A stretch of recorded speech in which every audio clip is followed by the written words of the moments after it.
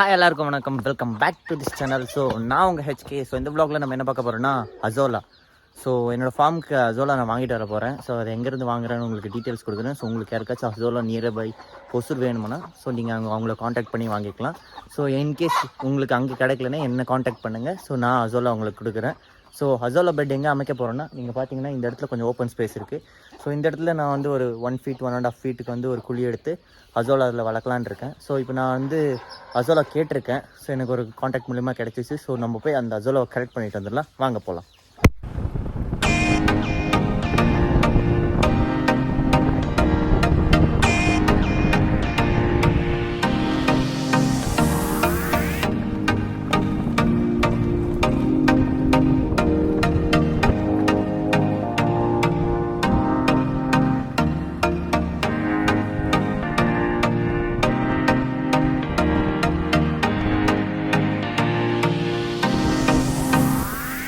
So இப்போ நம்ம போயிட்டுருக்க லொக்கேஷன் வந்து ஹொசூர்லேருந்து ஒரு கிட்டத்தட்ட ஒரு 15 கிலோமீட்டர் டிஸ்டன்ஸில் இருக்குது. நான் இன்னும் கொஞ்சம் நேரத்தில் அங்கே ரீச் பண்ணிடுவேன். நம்ம போகிற இடம் எல்லாமே க்ரீனிஷாக ரொம்ப அழகாகவே இருக்குது பார்க்க.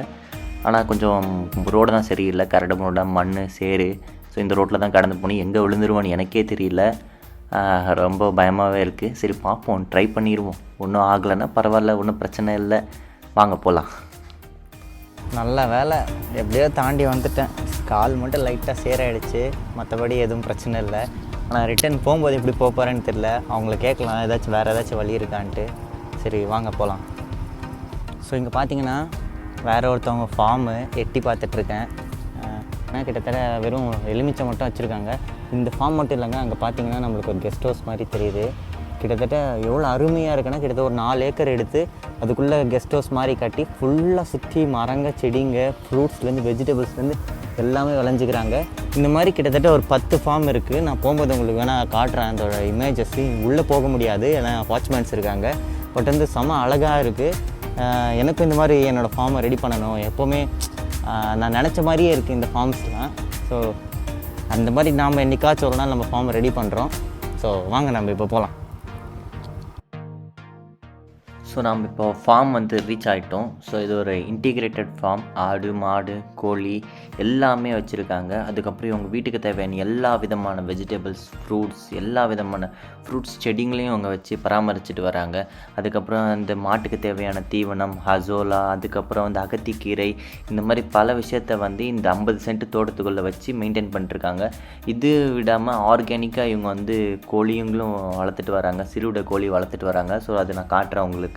ஸோ நீங்கள் பார்த்தீங்கன்னா இந்த ரோ ஃபுல்லாக தென்னை மரம் வச்சுருக்காங்க. அந்த பக்கம் வந்து உள்ளே வந்து வெஜிடபிள்ஸ் வச்சுருக்காங்க. ஸோ இது பார்க்கும்போதே ரொம்ப அழகாக இருக்குது. அதுக்கப்புறம் நடுநடுவில் அங்கங்கே சந்தன மரங்களும் வச்சுருக்காங்க. அதாவது அது எல்லா செடியும் வந்து ஒவ்வொரு செடியை வந்து வச்சுருக்காரு. கிட்டத்தட்ட ஒரு 4-5 செடியாச்சும் ஒரு கேட்டகரியில் இருக்கும். மாஞ்செடி ஒரு 4, சந்தன மரம் ஒரு 4, அதுக்கப்புறம் பெரண்டை, வாழை மரம், அதுக்கப்புறம் வந்து பலாப்பழ மரம் நீங்கள் அங்கே பார்க்கலாம்.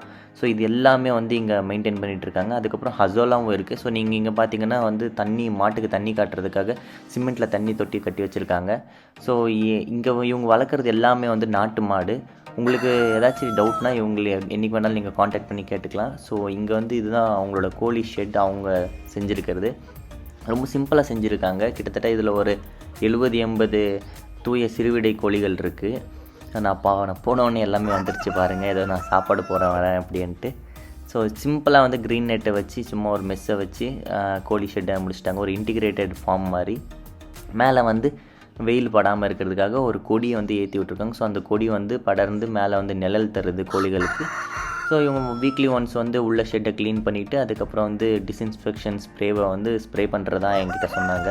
ஸோ அதை விட வேறு எதுவும் பெருசாக மெயின்டெனன்ஸ் பண்ணுறது. அதுக்கப்புறம் ஆர்கானிக்காக தான் மெடிசன்ஸ்லாம் கொடுக்குறாங்க. ஸோ நாம் தேடி வந்த அசோலா இது தான். ஸோ இங்கே வந்து கிட்டத்தட்ட ஒரு 3 பெட் அசோலா இருக்குது. ஸோ இங்கேருந்து தான் நம்ம அசோலா வாங்கிட்டு வர போகிறோம். அதுக்கப்புறம் இது எப்படி பராமரிக்கிறது அவங்ககிட்ட கேட்டு தெரிஞ்சுக்கலாம். அதுக்கப்புறம் வந்து இங்கே பார்த்தீங்கன்னா சூப்பர் நெப்பியர், இது வந்து மாட்டுக்கு யூஸ் பண்ணுற பில்லு. ஸோ இது கோழிங்களுக்கும் வந்து வெட்டியை போடலாம். ஸோ இதையும் ஒரு நம்ம 2 துண்டு எடுத்துக்கலாம். அகத்திக்கீரையும் நீங்கள் இங்கே பார்க்கலாம். ஸோ கருவேப்பிலை செடியும் வச்சுருக்காங்க. அவர் வந்து எல்லாமே ஆர்கானிக் வேல தன்னோட வீட்டுக்காக செஞ்சுக்கிறாரு. அதுக்கப்புறம் இதை போக இதிலேருந்து வர்றது எல்லாத்தையுமே வந்து பக்கத்தில் இருக்க ரெசிடென்சிஸ்க்கு டெலிவர் பண்ணுறாரு. ஸோ அதிலேருந்து அவருக்கு ஒரு வருமானம் கிடைக்குது. ஸோ நம்மளுக்கு தேவையான அசோலா, சூப்பர் நெப்பியர், அப்புறம் குட்டை நெப்பியர் 2 வாங்கியிருக்கேன். இதை நம்ம தோட்டத்தில் வச்சிடலாம். ஸோ இதுலேருந்து இது பெருசாகி அதை நம்ம கோழிகளுக்கு யூஸ் பண்ணிக்கலாம்னு சொல்லியிருக்காரு இவர்கிட்ட கொஞ்சம் அட்வைஸும் கொடுத்தாரு. ஸோ நான் என்னன்றது அந்த வீடியோட எண்டிங்கில் சொல்கிறேன். ஸோ வாங்க. ஸோ இங்கே பார்த்தீங்கன்னா நம்ம அசோலாக்காக பெட் ரெடி பண்ணிகிட்ருக்கோம். ஃபஸ்ட் வந்து நான் வந்து ஒரு 3 ஃபீட்டுக்கு வந்து குழி தோண்டினேன். ஸோ இது எனக்கு சரியாக படலை. ஸோ அதனால் நான் தென்னம்பில் போடுறதுக்காக அந்த பெட்டை யூஸ் பண்ணிக்க போகிறேன். ஸோ புதுசாக இன்னொரு பெட் வந்து இங்கே ரெடி பண்ணிகிட்ருக்கோம். ஸோ சும்மா மண்ணை வந்து நம்ம சைடில் குவிய வச்சு ஸோ ஒரு தார்பால் ஷீட்டை போட்டு ஸோ அங்கே வந்து நம்ம அசோலா வளர வைக்க போகிறோம். ஸோ இப்போ நம்ம தார்பால் ஷீட்டு போட்டுட்டு தண்ணி வந்து சாணி தண்ணி கரைச்சி இதில் ஊற்றிருக்கோம். அதுக்கப்புறம் அசோலா வந்து கொஞ்சமாக போட்டிருக்கோம்.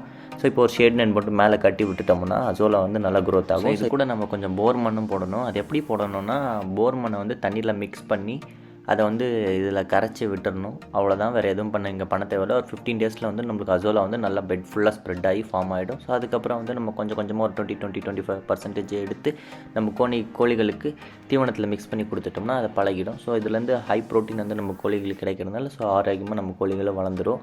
ஸோ இது மாதிரி பல தகவல்களோட இன்னொரு வீடியோவில் உங்களை சந்திக்கிறேன். Until then, signing off by HK. Bye. Peace.